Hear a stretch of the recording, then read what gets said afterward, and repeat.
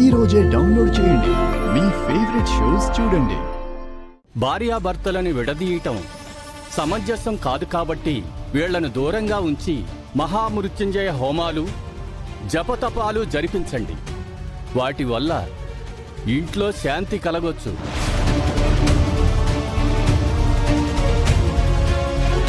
ఇంతకు మించి జరిగిన అరిష్టానికి పరిష్కారం లేదు.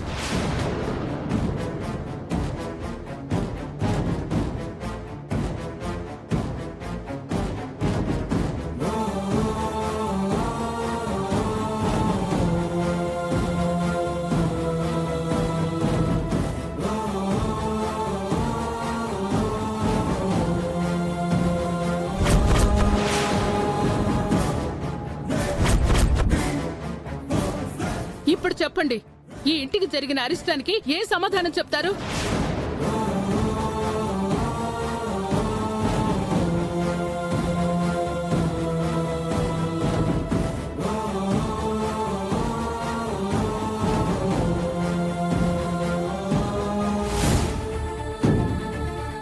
నీ జాతకంలో పతిగండం ఉందమ్మా.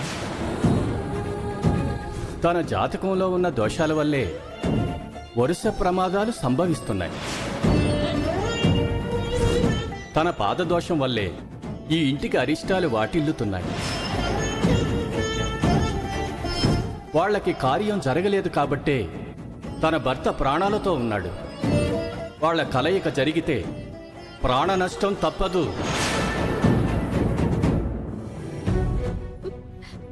రుద్ర సార్, నాకు దొరికిన వరం అనుకున్నాను, కానీ నేను మాత్రం రుద్ర సార్ పాలిట శాపమని తెలిసి నా మనసు ముక్కలైపోయింది. ఈ పెళ్లి జరగడం సార్కి ప్రమాదం అని తెలిసినప్పుడు ఎందుకు జరిగేలా చేశావు స్వామి? అసలు నేనెందుకు సార్ జీవితంలోకి రావాలి? ఇప్పుడు ఏం చేయాలి?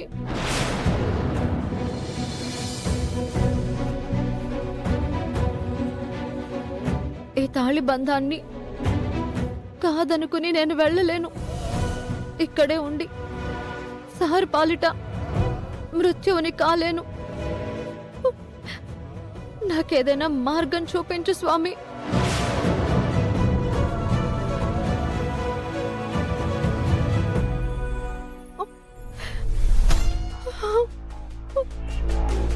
నీ తలరాతలో ఉన్న దురదృష్టానికి దేవుడేం చేస్తాడు గంగా?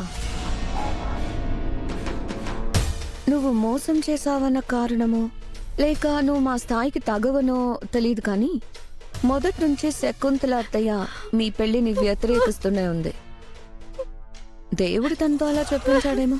అందుకే పెద్దవాళ్ళు ఏం చెప్పినా వినాలి అని అంటారు.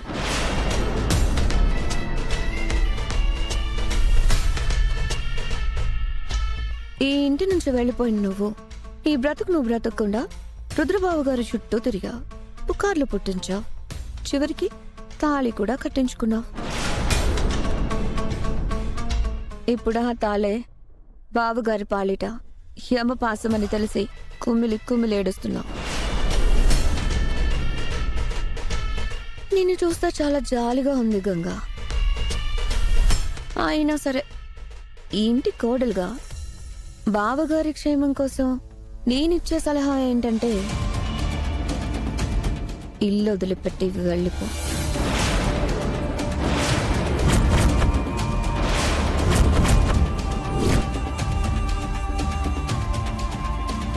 ఇంకెప్పుడు బావగారి జీవితంలోకి తిరిగి రాకు.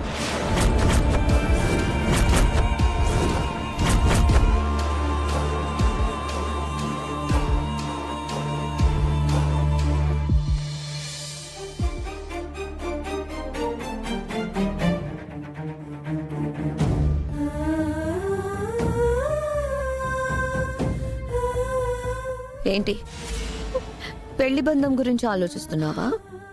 ఆ పెళ్ళే తప్పు అని తెలిపోయాక ఇంకా ఆలోచన దేనికి?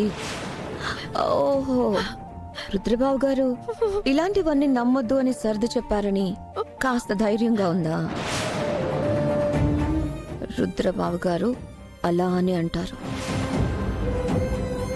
కానీ మరోసారి తనకేదైనా ప్రమాదం జరిగితే శకుంతల అత్తయ్య నిన్ను మెడ పట్టుకుని గెంటేస్తారు.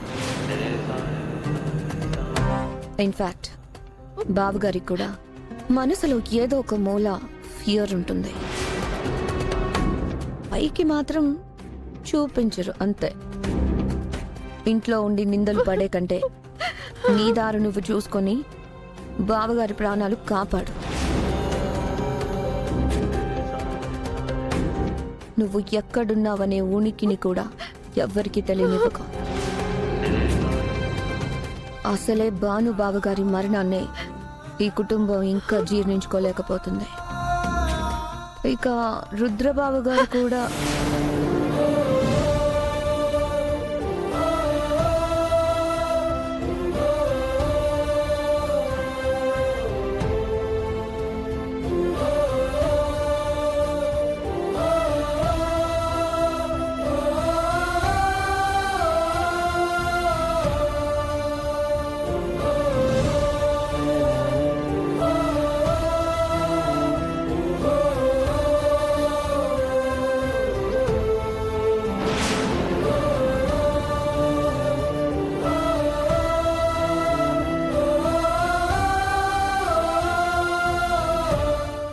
ఇదేంటి బ్రో, నేను ఇంతగా చెప్పినా తిరిగి ఇంట్లోకి వెళ్ళింది? కంగారు పడకు సిస్టర్.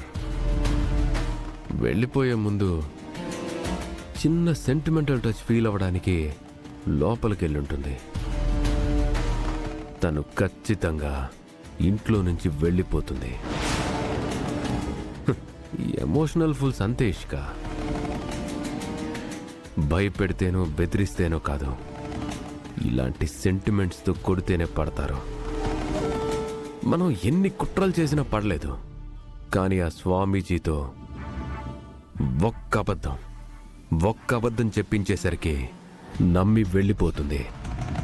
క్రేజీ కదా? Of course.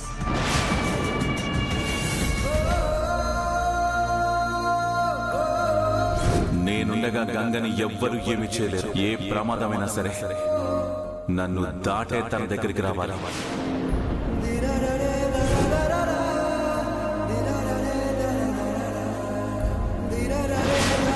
నువ్వు బాక్సర్ కావాలి, నిన్ను నేను ట్రైన్ చేస్తాను.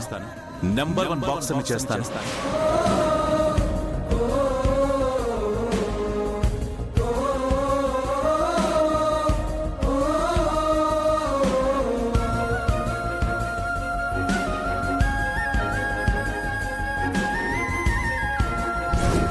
తన పాదదోషం వల్లే ఈ ఇంటికి అరిష్టాలు వాటిల్లుతున్నాయి.